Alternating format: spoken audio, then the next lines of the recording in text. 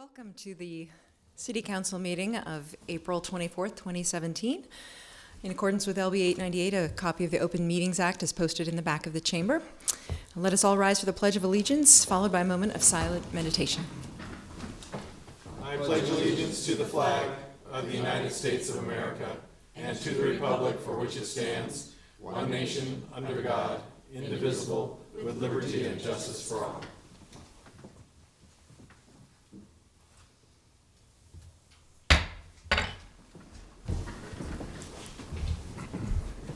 All right. The agenda for tonight's meeting are located just outside the chamber door.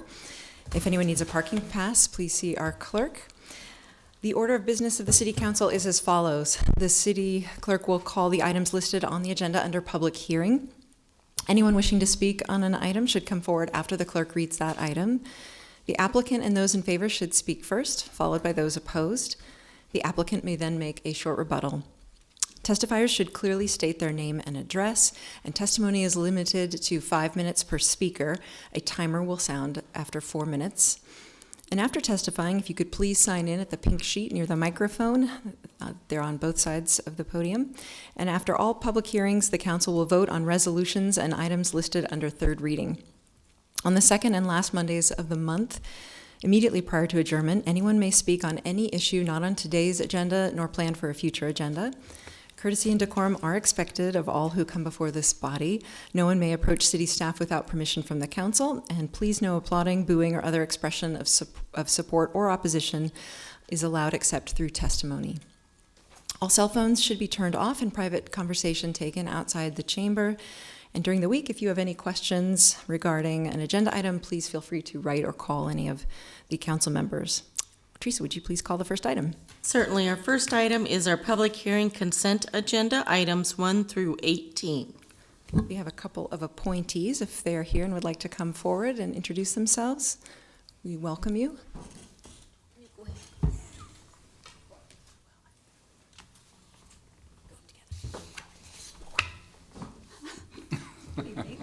I'm Ellen Weisinger. And could you just state your address? 5330 Newcastle Road. Okay. And can you introduce Sherry yourself? Block, 3400 South 38th Street. Okay. And Dr. Weisinger, you're being appointed to the Community Health Endowment Board. Do you want to tell us a little bit about your interest in this board? I would. I've been a faculty member at UNL for 31 years. I'm retiring in May and going to work for a small startup company, actually, to kind of live the dream of Lincoln's entrepreneurial community. So it's a good time for me to have more community service. I serve on the board of the University of Nebraska Federal Credit Union and on the board of directors of the Tabitha Foundation. I just finished a fascinating service on the Lincoln Fire and Rescue Citizens Task Force. I was here in 1997 when the city decided to sell Lincoln General. I thought it was a very good idea, and I thought the endowment was extremely well put together. The priorities since then seem to me to be wise, and the stewardship of the endowment certainly has been impressive. So it would be, I believe very much in their mission, and it would be an honor to serve on that group of trustees. It's a really impressive group. Great. Thank you. Any questions from the council?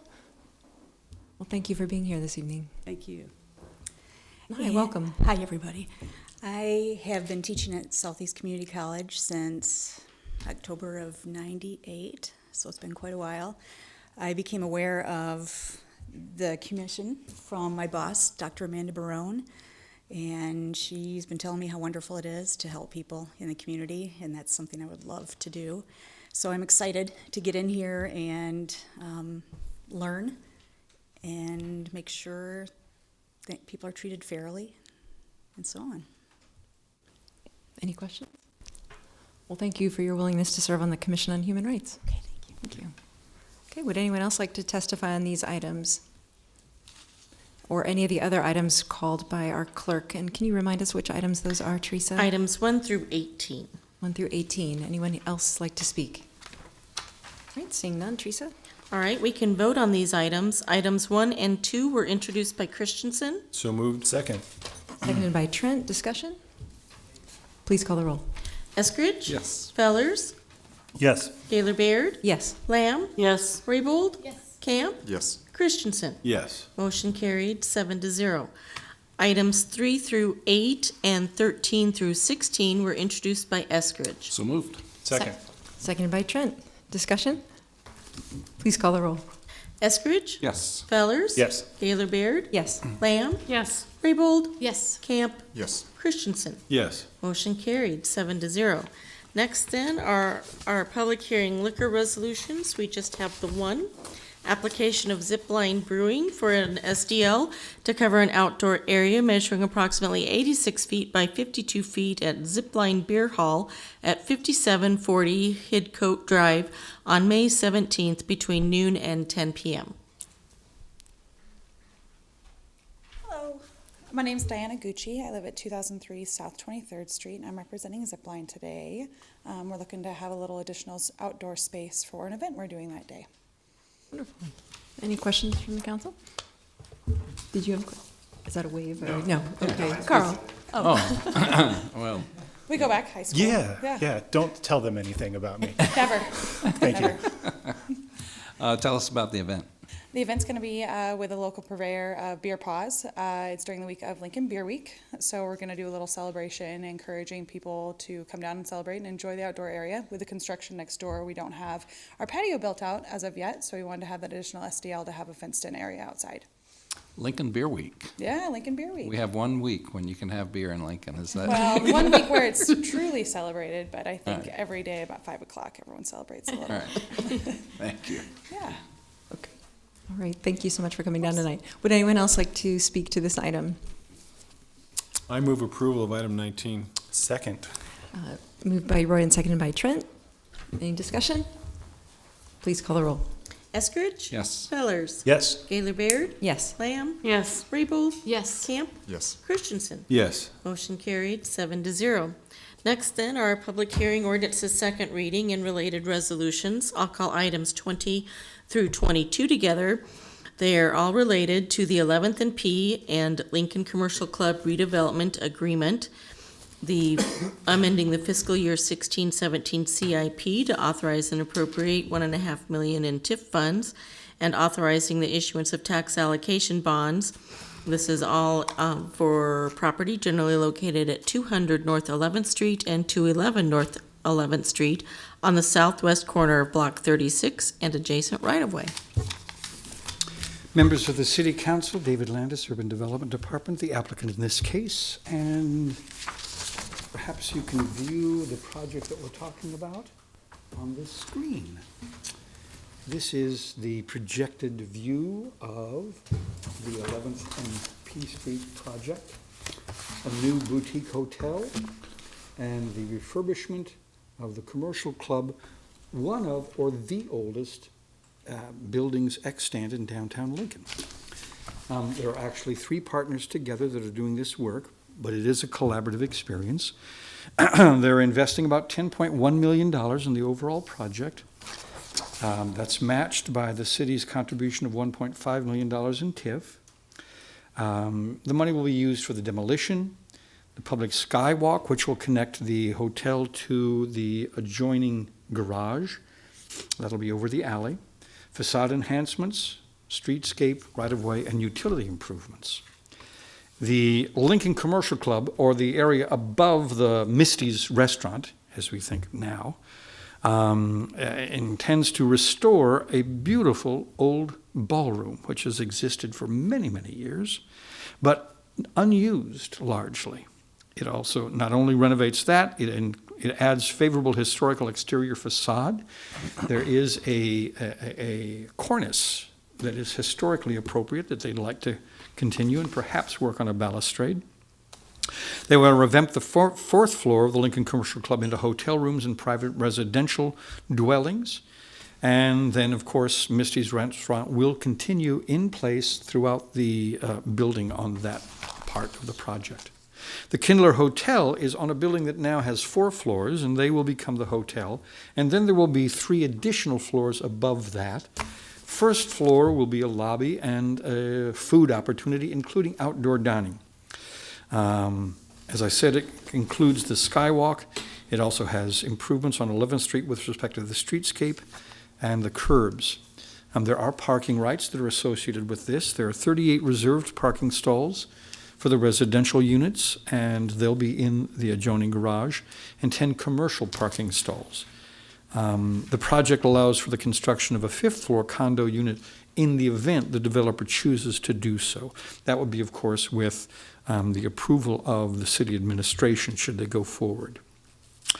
The project does have a modest improvement for job creation, someplace between 10 and 20 FTEs in the new facilities that are there. And there will be revenues in the form of sales tax, hotel and lodging taxes. And largely, these will be paid by people from out of the city who come to Lincoln for a variety of experiences. The construction is aimed at July or late June of next year, in time for the school season, for when families come down to move their kids in, or the Husker football season. So that's the projected timeline for construction. You did see the project before when we amended the Lincoln Center redevelopment plan. The vote in this body was 7-0. The Planning Commission also found conformance with the comprehensive plan for the project, again by a vote of 7-0. This is the projected building as we know it. You can see the active first floor, the transparency. You can see the upscale nature of the project, and if you were to compare it to where we are now, I think you'd see a relatively dramatic change in that area of downtown. Are there questions that I can answer for you? Jane, and then Roy. You know, Dave, on a number of the projects that we have recently approved, the alley is, it seems like it's left out of some of the infrastructure improvements. Are they planning on doing any improvements to that alley that will have the skywalk that goes above it to connect with the parking garage? On occasion, we have buried utility lines in alleys. That's not the case that I know of in this situation. I don't think there's any particular attention paid to the alley in the design or execution of the project. Is there a reason why we haven't been requesting some alley improvements and upgrades as they complete their project? Because they're going to be abutting that alley, correct? They will. Alleys are utilitarian in nature. There are communities that have made alleys into commercial centers. The most famous version of that around the world is Melbourne, Australia. But it's not common. If you drive the downtown alleys, you'll find dumpsters. You'll find the electrical boxes of the connections there. You'll find overhead utility lines. And they are simply a utilitarian way of back-of-house operations being completed. And they haven't lent themselves, I think, to commercial opportunities. There are two exceptions that I can think of. One is the very handsome work that was done in the University Square area by the Stewart Building. That is now, in fact, quite a fabulous feature. And of course, I think Gallery Alley is another example of that. But they're rare, they're not common, and we wouldn't say that that's part of the checklist from the city's perspective. If it became the will of the council that it becomes so, it might work its way into the thinking. Developers don't bring us those ideas often, and when we've focused on things, we've focused on the parts of the building that the office across the street or the person and the pedestrian walking the street would pay attention to. That's been the nature of our focus. Right. On the front of the hotel building, I notice we're keeping the same front, our same architecture there. Is there a reason for that? I mean, as I look at that, I say, This? yeah. Yes, it's limestone. Okay. And it's All right. just about the same thing as it's about as permanent as you can get. Yep. Taking it down and refurbishing it or covering it would be very I expensive. didn't think we were saving it for its beauty because it really isn't there. We're not saving it for its beauty. John. A couple of things. First, I would concur with Ms. Rabel's comments on the alleys. I think this is a great opportunity, and you'd mentioned there's some funds in there for utility burial or whatever, and I assume that might be down the alley. part of it, so and with the garage there and the overpass or the skyway, it would just make sense that people are gonna come down and walk across, so I would encourage you to really see what we can do in those alleys. That's just part of the walkable nature of the city. So, Thank you. the second thing I had a question on, you talked about 10 retail or commercial and 38 residential reserve stalls. Would you define what reserve stalls are? We would anticipate signed stalls, rather like what's done for the Embassy Suites. Not nested, not with a gate, but identified as reserved for the hotel. And what rate would you be charging for those? The standard rate that we use, we have a reserved rate in the University Towers. I would anticipate that we'd use that, but John, I'll be happy to check the language in the agreement to see if it differs from that. Would that be higher? And by the way, it changes over time, and we make provision for it to change over time. Would that be higher than the standard monthly rate for other just daytime? Yes. I know when we did the University Square parking there, they were all marked, but I thought we were going toward a direction of not doing that because it really encumbers the parking more, and we don't have the flexibility to create so much parking through. That's multiple- true. There are several places where we've done it and places where we haven't. Hotels valet park oftentimes, and that's a matter that's sensitive to them. So on an occasion, we have made accommodations for them. Yeah, if you'd email me the rates that you're talking Thank about, you. and compare I that will. to market for regular versus that. Thank Gotcha. you. Cindy? Thank you. I have a couple questions. Thanks for being here tonight. How many parking spots are they wanting from the city? A total of 48. 48, okay. So I had another project in mind because I thought that didn't look like something that would support 300. Yes, it certainly wouldn't. My jaw would drop. Okay, thank you. The other question is, I've received a number of questions about TIF and some comments from constituents, and so I'm hoping that you can answer for me. The TIF bonding, is that going to be secured by the developer's lender, or is that something that will be issued by the city? While we will issue the bond, we will not be responsible for its repayment. The developer will be responsible. In the event, if for some reason there wasn't enough money to pay the bond, the developer would be responsible for making the difference. But the ultimate guarantor beyond that is the bondholder without recourse to the city. Understand that nobody else's property tax dollars are involved, only the taxes that emanate from this facility. There'll be $28,000 a year, we project, and that money is spent to retire the bonds. So when we're being asked to appropriate those funds, where are we appropriating them from?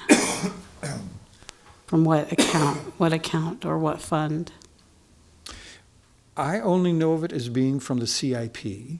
We acknowledge that there's a change in the projection because of the project. And so we alter the CIP, which when we passed it did not include this source of revenue and this sort of expenditure. But the money isn't in a city account. The money is in the developer, and then they bring it to us. We do divert those taxes and hold them and then use them to pay the bondholder. But if you were to say, where is the money? The money is in the hands of the developer or their lender when they pay their taxes. We then hold the money momentarily and then send it off to the bondholder. So are we adding to the city's revenue when we do this? Ultimately, we will, but no, we're not during the pendency of this money. We'll take the taxes that this property pays, and then we'll send it on to the bond holders. So it won't come into the general fund. It won't come into a source that we would be able to use for any other purpose. It emanates from the taxes of this developer, and then it goes back to the bondholder. Thank you. When we're done, there is a wrinkle, and that is if projections hold, we will collect about $28,000 a year over 15 years. When we're done, we should be receiving about $175,000 a year in taxes that we're not now collecting, and those would be available for general political subdivision purposes, including the city, which means that the payback period, if you will, is about 2.5 years. In other words, the money that was diverted for the purposes of the project will create a revenue stream for all political subdivisions that will cover that diverted amount in about 2.5 years. And if you were investing, a payback period of 2.5 years would be a darn good return. Dave, could you pull out Exhibit M from the staff report, which is about the 5th floor condo units TIF calculation? And can you help us understand the calculations and if this applies to the potential build-out of a 5th floor that is not necessarily contemplated otherwise at this time? And you identified it as Exhibit M. It's one. That's probably from the redevelopment agreement itself. Yeah. I'm looking from the notes. You bet.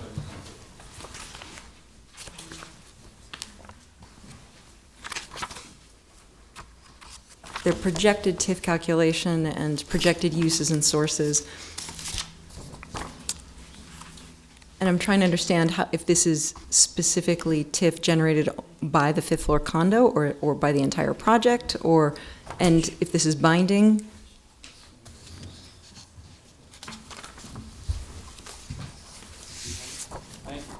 Tim's copy has it in it.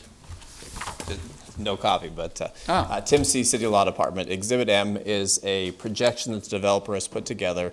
You're right in the sense that that is the calculation of TIF based only on the 5th floor were it to be constructed. The obligation in the agreement is not necessarily to build the 5th floor addition, but only if it were constructed, this is the calculation that would go with it. So if the total TIF on the project is 1.25 million, is this a part of that 1.25 million, or is this in addition to at a later time? I believe this amount is included in the size of the bond ordinance. So I think the bond ordinance authorizes 1.5 million approximately. I don't have that in front of me, but the 145,000 I believe is included in the size of the bond. Is it 145 or is it 910,660? I think our share is the 145 and their share is 900,000. By the way, Ken Seacrest is here. I'm going to give you my answer, and he'll get to correct me. Okay. I think 145,000 is the TIF, and the 900,000 is for the creation of the 5th floor. Right. The 900,000 is the approximately 900,000 is the private investment in the 5th floor. The 145,000 is the TIF generated from that. Okay. And this is titled Uses and Sources. What would the uses be for that 145? Do you have an estimate for that? Those aren't defined at this time. That would be part of, I don't have my exhibit list in front of me, but it's either L or N, whichever one is prior to or after that. You have a summary agreement in there wherein you would set out those uses and sources at the time that you executed that subsequent addendum or amendment to this agreement. What's the 20% discount? It's a coverage amount. So in other words, you would, if you projected that the TIF, the taxes would be X number, you discount that by 20% so that you make sure you have enough TIF revenue to pay off the bond at some point in time. That's a standard factor Right. in the calculation? Okay. And why is there a current assessed value on something that doesn't exist? It says 75,000. I'm just trying to understand. It's a projection, it is the best you can say. And then it says increment value 910. Like if the increment, is that the projected end value then after it's, that's what we expect the property to increase by? So Right. from 75 to 910, is that Right. right? Meaning that the actual increment is the 145? Or, sorry, No, what is the 145 is the? The 145 is the taxes generated by by that incremental By that increment. valuation. Okay.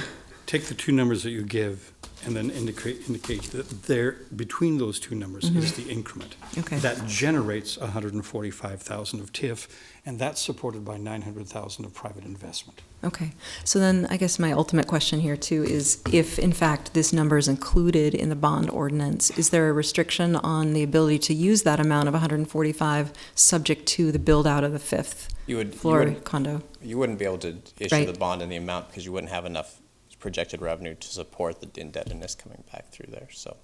Okay, so how does that work then? It's, Hallie's nodding her head no, and she would say that the 145,000 is not in the bond ordinance not. that you're looking at so today. this is just a heads up, this Exhibit M, it's not something that we're authorizing?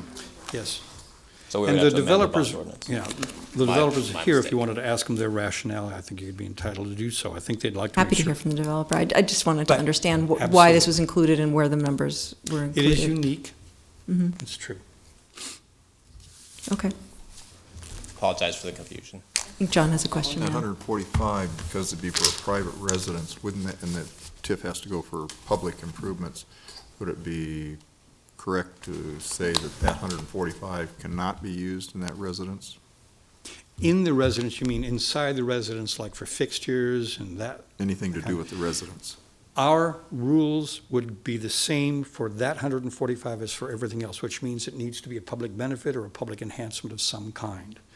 To the extent that there has been something that would be located inside a building, it has historically been the energy efficiency of heating and air conditioning.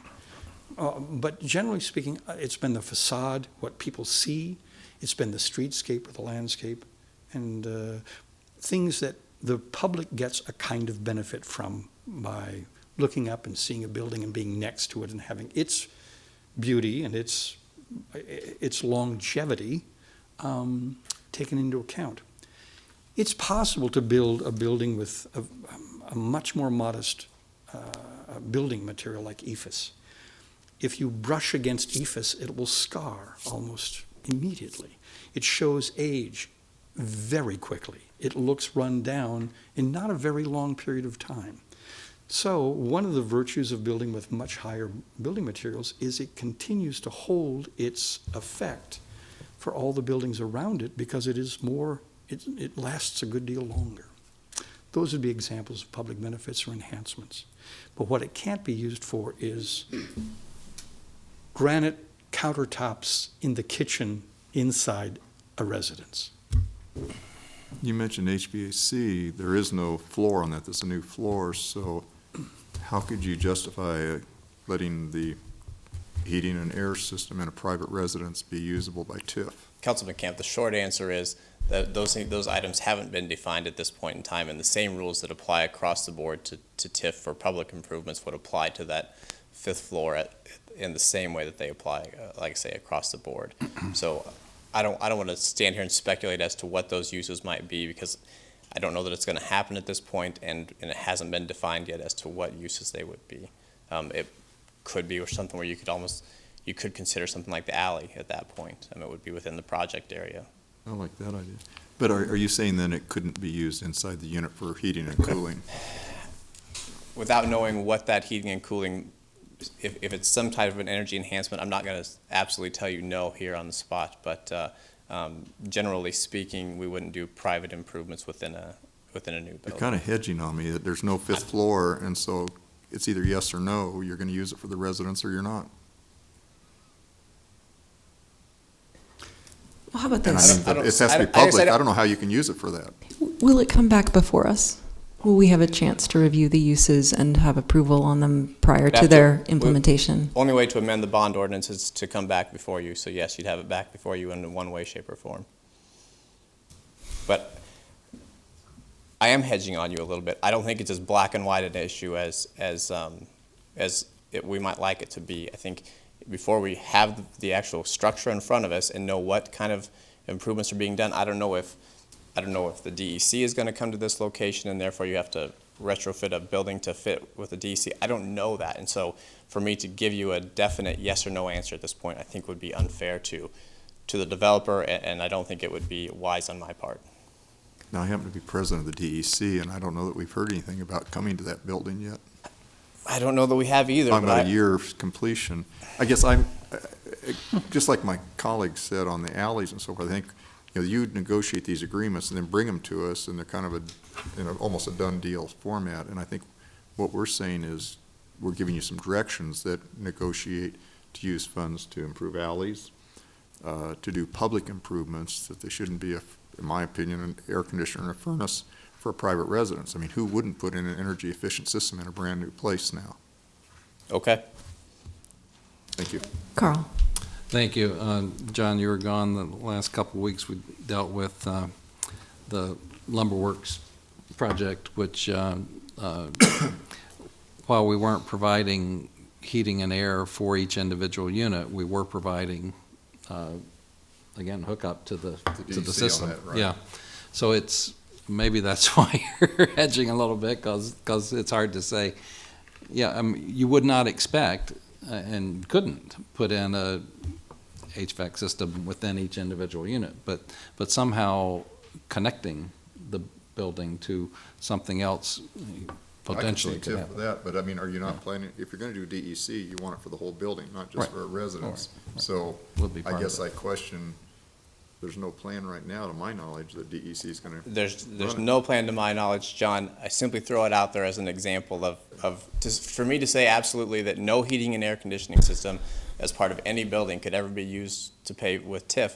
I think that's that black and line rule that because there are those exceptions out there that we talk about. And so that's why you see me hedging it, is that I'm not sure it's as black and white of a line as I'd like it to be. DEC, let us know right away, because that kind of is something we can't do overnight. With respect to the DEC, to get to this location, you would need to do 2 steps, both of which wouldn't fit the timeline at this moment for this hotel. One of them is the 11th and P project that's being talked about on the Lincoln Journal-Star building, and one is Embassy Suites. If both of those areas got covered, DEC would be proximate and appropriate. One of the difficulties in this situation is that this project moves faster than the 11th and P project. But in the end, you could have a DEC loop that ran from 11th and P, Embassy Suites, this hotel, and double back towards the 9th and O location. But all that is speculative. The place where we are working the hardest is on the 11th P, because it is the next step directly in front of us. And that's taking a good deal of our time and effort to try to make that happen. Well, and I think from a practical standpoint, DEC isn't gonna be there, so you're gonna have to put in your own heating and air system. So Quite it's likely. kind of moot. That's right. Yeah, thank you. Cindy, did you have a question? Yeah, Tim, thank you. So I'm going to go back a little bit to the question I had about, since we're talking about TIF, it seems to be the word of the day. So we're being asked to amend the fiscal year 16-17 CIP to authorize and appropriate the 1.5 million, thereabouts. So are we appropriating funds in addition to what was budgeted in the 16-18 budget? The only thing that's being appropriated are the bond funds. So you sell the bond, and that's what generates revenue. But if it's city money, it has to be appropriated in some way, and the only way to appropriate, or the most efficient way to appropriate it for a project like this, is to have it in the CIP, create a new project within the CIP to make capital improvements, which is what we're doing, and then that allows us to spend it. So there's no city general funds being spent on this project. The only thing being appropriated are those bond funds, and that's because the city, under the community development law, has to incur the indebtedness. It has to be a city debt. That's why the city issues a bond. The bond is backed exclusively by the developer or the developer's lender. So, that's the reason that we have to appropriate it in the CIP, is to allow us to, because the funds are technically the city funds coming in through the bond, and then those funds can be appropriated to the project. So general funds aside, this is an additional revenue stream that we will be appropriating in the form of a bond. It's revenue in the sense that it's coming in the form of a bond, but it's specifically appropriated to this project and couldn't be appropriated to another project. But it's revenue that wasn't in the budget that we saw last year, correct? Correct. Okay, thank you. Other questions? All right, thank you. Thank you. Would anyone else like to speak to this item?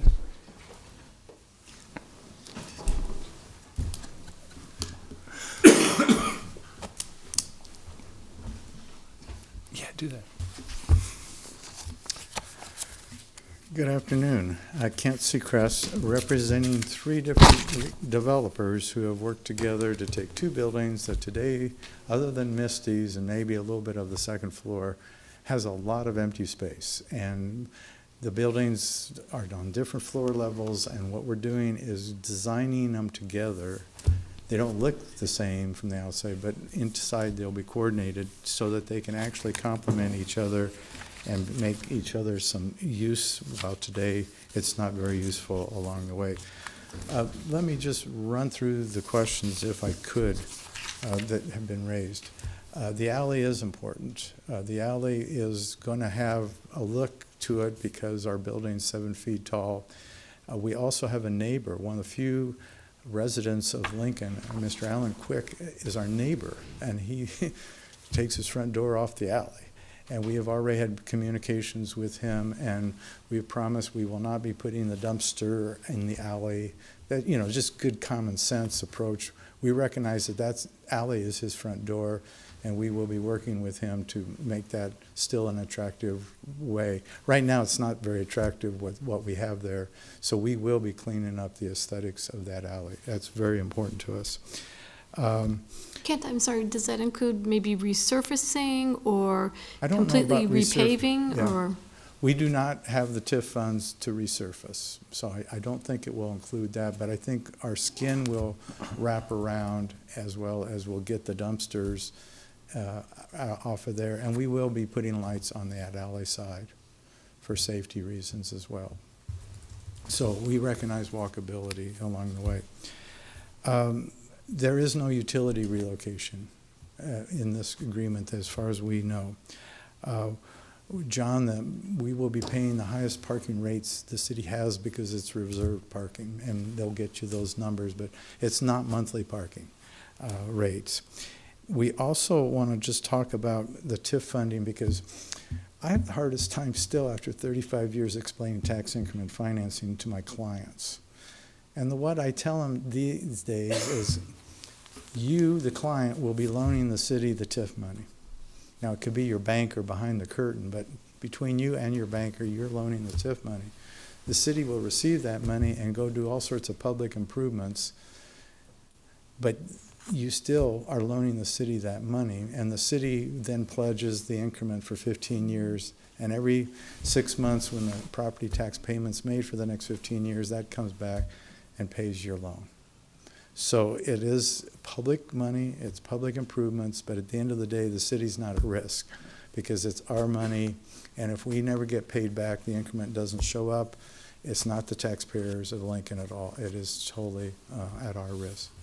So could you explain the history of TIF and how it applies to this project as compared to if it were happening in Omaha? Just kidding, just kidding. If it was an Omaha situation, we could use the TIF inside the 5th floor condominium units. Lincoln does not take that approach. We have to have purely public purposes for the TIF.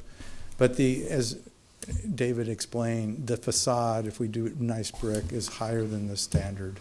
So that could be TIFable. Energy enhancements are TIFable, but you got to exceed the code. And the code right now is pretty high. So you've got to do some extraordinary things. For example, on the Larson building, we used some to do a green roof. The green roof helped reduce costs of utilities along the way. Whether or not that'll be in this case, I don't know. Whether or not DEC, as Tim said, we don't know those things, but we wanted to set up that possibility to use energy enhancement if we can succeed the codes. And if we can't, guess what? We won't be able to use TIF in that regard along the way. This is one of those projects. David did a good job. On sales tax. You don't get the property tax right away, but you're going to get our sales tax off of $10 million of improvements right away. You will get personal property tax because we have lots of stuff that's not attached in a hotel that will have personal property generated that the city will get. You will get the lodging tax that will help. You will get the food tax as well off of our food sales. So you don't get the property tax, but you will after 15 years. But there are other taxes you do receive correctly right away. Just some things David didn't say that I just want to point out. The Kindler Hotel is dedicated to Ken Kindler, who passed away from cancer in 2014, and he was a dedicated artist who did a lot of modern painting and various copper, cement, and steel work, and we're going to bring those pieces not only hopefully on the outside, in the sidewalk, but on the inside. So it will be a very artistically driven facility thanks to his expansion. The Lincoln Commercial Club, I think, has a fascinating history that I just got to take 2 seconds and tell you about. They go back to 1890. It used to be the Soar Club, and it used to be, and the Union Club, but it had 4 purposes back then, and I want you to listen to these 4 purposes because I think they're really relevant still today of why this became basically the Chamber of Commerce building. So here's the 4 purposes I just think are fantastic that they identified in 1890. Promote economic development in the young capital city. Promote community improvement. Promote camaraderie. And they later added a 4th theme, go around the state and tell purchasers what you should buy at your hometown. But if it's not there, come to Lincoln to buy it. And so that was the 4th purpose of the history of this property. And one of the clients I represented, Donald Miller, his father, John E. Miller, of Miller and Payne fame, was one of the founders of the what you and I could call the Chamber of Commerce, better known back then as the Commercial Club. So with that, I'd be glad to try to answer any questions you might have. Any questions? Okay, I think Thank we're you good. very much. Thank you so much. Would anyone else like to speak to this item? All right, seeing none, Teresa, please call the next item. All right, next is item 23, amending Title II of the Lincoln Municipal Code relating to establishing an appropriate funding level for the city's police and fire pension plans. We do have a request to continue public hearing on this item to May 1st with action on May 8th, but if anyone wishes to speak, they may do so. I think we have some staff who would like to speak. Rick Hoppy, Mayor's Office. Just want to remind the council that we'd had some conversations with both the Lincoln Police Union and IAFF, the Firefighters Union, that took place last Tuesday. Got them up to speed on what the new funding policy would do. They asked a number of questions and felt like they needed a little more time to digest the information and make recommendations. I had spoken or contacted the vast majority of you last week to let you know that. Felt like there was enough head nodding over the phone at least to ask for a week's delay. So the administration would like to present our case for the funding policy next week. So we'd request that you leave open the hearing and then we'll go ahead and vote on May the 8th if that would be acceptable to all of you. Cindy. Yeah, thank you. Can I just ask a couple questions? Because is there any date of enactment?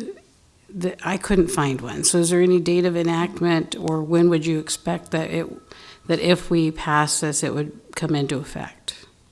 Well, as soon as council passes it, obviously the actuaries and the finance department would begin to make the changes necessarily to do so. But in a practical sense, it would occur with the next budget cycle. So would it be the 17-18 or the 18-22? I believe it would be I believe it would be 17-18 budget. Okay. Let me think that one through for a second. We will have gotten the report in August of 17. Actually, no, the report of August 17 would be for the 18-19 budget. Yeah. Okay, so it would be for the next biennium unless we put something Correct. in there that makes it certain? Well, we wouldn't have the actuarial report with the recommendations in time for the 17-18 budget. We'd have it in time for the 18-19 budget. Okay, and so wouldn't that also be true then of the 18-19? When we do the 18-20 budget, we would have 18-19, but we would not have the actuarial report for 19-20, correct?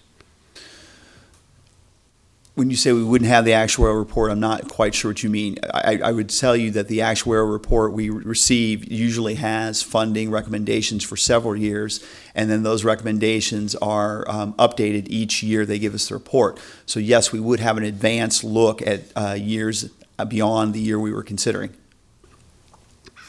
Okay, so for both years of the biennium, we would have those figures? We'd have an estimate, yes.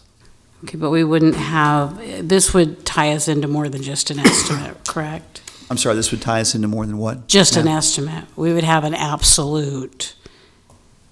The As far- report would if give this us, the ordinance report goes would in- give us an estimate, and we would attempt to put that amount into the second year of the budget. And then during the mid-biennial process, if that were to change significantly as a result of the following year's report, we'd come back to you and amend accordingly. Okay. Jeff Kirkpatrick, City Attorney. I would only add that the language that's in the ordinance amendment before you talks about making an annual contribution based upon what the policy is. And so you're going to receive an actuarial report every year, and so you're going to make a contribution every year based upon that actuarial report. It's not going to be based upon the biennial budget. It will be based upon the actual report that's submitted annually. So it conceivably, if we did a biennial budget, it could conceivably change the second year's budget. Is Yes. that correct? Yes. Yes. Okay. And so I'm concerned that this actually is going to perhaps make it so that we have to go back to an annual budget, because our charter, the people have said that we are not to adjust our budget mid-biennium upward, that if there is a reduction in revenue, the mayor can request a reduction in the budget, or can make the appropriate cuts in order to balance the budget, but that we are not, as a body, we are prohibited from adding anything to the budget or changing the budget. Every year of the mid-biennium, since the biennial budget was adopted, this council has made adjustments based upon unforeseen circumstances, essentially. And so when you adopt the biennial budget, the council is not in the position to say, a year from now, we know what the actuarial recommendation will be. That's something you cannot foresee at the time that you adopt the biennial budget. And so that's why you would come back mid-biennium and make that adjustment. But And the it could be charter, up or down based upon. the charter doesn't say we can make changes based on unforeseen. The charter says that it has to be an emergency posing serious threat to health, life, or community property. And then it has to have a vote of 6 of the 7 members, or a unanimous vote if there are less than that sitting at the dais. Right. That was passed in 2010. Right, but this is not under the emergency powers of the charter. This would be based upon state law, which says every subdivision has the ability to make adjustments based upon unforeseen circumstances. Sure, and so I understand any subdivision may, and I guess I believe that the people of Lincoln are sovereign in that they have determined the limits within which we may make that adjustment to the budget. Is that not accurate? I think that would not be accurate, yes. I think So- based upon prior actions of this council in mid-biennium, adjustments have been made. Could you provide us with a legal opinion as to, and research as to how that would play out when we have the people have voted? This was just in 2010. They voted on it and said there's a certain number of circumstances under which changes can be. The mayor can reduce if there's something that keeps us from being able to meet an obligation, or the council, it clearly says the council may not add anything to the budget except if there's an emergency. So could you? Yes, I can, and I will. Thank you very much. You're welcome. John. Yeah, a couple points on the actual reports. For example, for last August 31st, we ultimately received the report the first part of this year. I think the council usually gets around February. In that report, it projects what the contribution would be for the oncoming September 1st time. So what we got this February tells us the recommended contribution for September 1 of 2017. And it also, they show some elements in there on the amortization, which some of this gets to on the normal costs and so forth. So I think it's identifiable in the actual reports. It's not necessarily needed to go back and have the actuaries redo that for that period of time. So it might be something you look at this next couple of days just to clarify dates and applicability. And then secondly, since you're going to present things from the administration next Monday, would it be possible to get us information ahead of time so we can understand rather than sit here in the public hearing and not know what your rationale is for these changes and so forth? Well, we're certainly pleased to provide whatever you want. I would assume that information that resulted from the committee that examined this issue would be relevant materials. Other explanations from the Human Resources Department is kind of what you're after? Whatever you're going to present is what I'm after. Okay, I will make that request to Paul Latomsky, the pension administrator, and we'll see what we can get pulled together. Okay, be helpful. Thank you. You could also watch the pre-council. We covered a lot of it there. And that's a great idea. Perhaps getting those materials put together would be beneficial to everybody. I was writing a camp. I know. Which, by the way, Mr. Camp, thank you so much for the picture. I really enjoyed that. Appreciate it very much. Maximum effective range of an excuse is 0.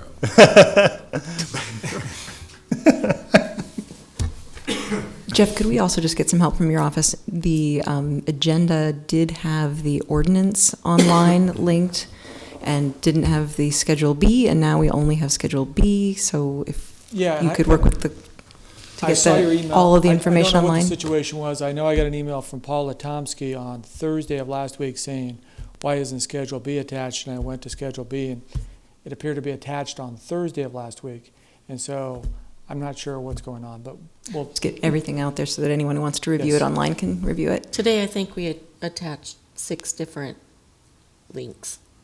The original, the amendment, and It doesn't appear to be the online schedules. Okay. at this point. We'll double check it. Oh, I just refreshed and there they are. Sorry. Okay, very good. Okay, thank you. all you had to do was speak and it happened. Yeah, wow, magic. Thank you. Thank you, Teresa. Thank you, Jeff. Would anyone else like to speak to this item? All right, please call the next item. All right, do you want to act on the request to continue public hearing to May 1st? So moved. Second. Moved by Trent, seconded by Roy. Discussion? Please call the roll. Eskridge? Yes. Fellers? Yes. Gaylor Baird? Yes. Lamb? Yes. Raybold? Yes. Camp? Yes. Christensen? Yes. Motion carried, 7-0. Next then is item 24, Street and Alley Vacation 17001, vacating a portion of the northeast corner of the intersection of South Canopy and N Street right-of-way.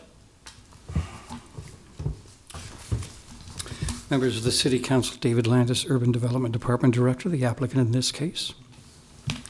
Every now and then, a political subdivision or entity is faced with a monumentous decision. The Supreme Court, Bourne versus Board of Education, 1956. The 8 years of the Obama administration by the Affordable Care Act. This is the vacation of 8 feet by 8 feet on the corner of the Lumberworks Liner Building. This is not it for us. It's not? Okay. This allows the building to be built to the property line while maintaining the appropriate amount of visual acuity that allows the turn to have as much visual information as a driver wants to have. We do that by essentially having the building overhang on this corner from the second floor, but leave the first floor in part free and available to be seen through. If you want to, this is the amount of space, 8.5 by 8.5, but in a triangle. And if we were to look at this, you can see, well, wait a second. Let me hit the zoom. There we are. See this black line right here? That black line is what we're talking about. If you'll notice, the building overhangs it. And that's where the visual sightline is maintained. But the building is allowed to use that corner for its purposes of construction. And that's why we're asking for this vacation. But given our track record, I'm sure there are a number of questions tonight that we have here, or some policy that needs to be made with respect to the corners of buildings and street vacation. We're making it. We're making it right here. I'm getting my pen out and taking notes. Yeah. You know, wouldn't you be better, though, to collect areaway tax for the overhang? You know, actually, I asked about Actually that, and comes out here's the much problem. higher. The air rights problem is not as attractive to the lender of the building. What it means is the city owns the land, but we have the right to be over it unless the city changes their mind or alters that. We want to own it, and we'll build it in a way that allows the city to achieve its ends. So they were very specific as to which of those two approaches they approved of and wanted. And their lender spoke clearly. Okay. So when I get asked what my accomplishments on this council are, I have to say, I vacated 8 feet of right away. 64 square. That one and the Feller's doctrine. Yeah, right? Yeah. Thank you. You call it that, but. I do. Yeah, I appreciate it. All right. Don't everyone rush up at once to testify on this item. Anybody? All right. Please call the next item. That actually concludes our public hearing. We can move into the voting session. There are no public hearing resolutions. Public hearing ordinances second reading are items 20 through 24. Ordinances third reading, item 25, annexation 17005, annexing approximately 7.19 acres generally located at South 80th and Lily Lane, introduced by Raybold. So moved. Second. Seconded by Roy. Discussion? Just say that for these items, the property is adjacent to the city limit, and the full range of municipal services are going to be able to be provided if the annexation passes, and the change of zone as well is consistent with the future land use map and compatible with the adjacent developments. Please call the roll. Eskridge? Yes. Fellers? Yes. Gaylor Baird? Yes. Lamb? Yes. Raybold? Yes. Camp? Yes. Christensen? Yes. Motion carried 7-0. Item 26 is change of zone 17004. This is for a change of zone from AG agricultural to R3 residential on property at South 80th and Lily Lane, introduced by Raybold. So moved. Second? Seconded by Trent. Discussion? Please call the roll. Eskridge? Yes. Fellers? Yes. Gaylor Baird? Yes. Lamb? Yes. Raybold? Yes. Camp? Yes. Christensen? Yes. Motion carried 7-0. Our resolutions on first reading are items 27 through 32. Ordinances on first reading are items 33 through 38. Our pending list date certain, we have one item that will come off for public hearing on May 1st. It's item 39. Anyone wishing to address the council on a matter not on this agenda and not planned to appear on a future agenda may do so at this time, since it is an open mic night. Madam Chair, I would move for adjournment since there's no one coming forward. And I'd like to share with you pictures of white ambulances throughout the Middle East, storm sewers, and bikeways. Second, except for the other part. the other part, The yeah. adjournment part, yes, but Okay. not the other part. Moved by And John. the camels. Moved by John and seconded by Trent. Please call the roll. Eskridge? Yes. Fellers? Yes. Gaylor Baird? Yes. Lamb? Yes. Raybold? Yes. Camp? Yes. Christensen? Yes. Motion carried 7-0. We are adjourned.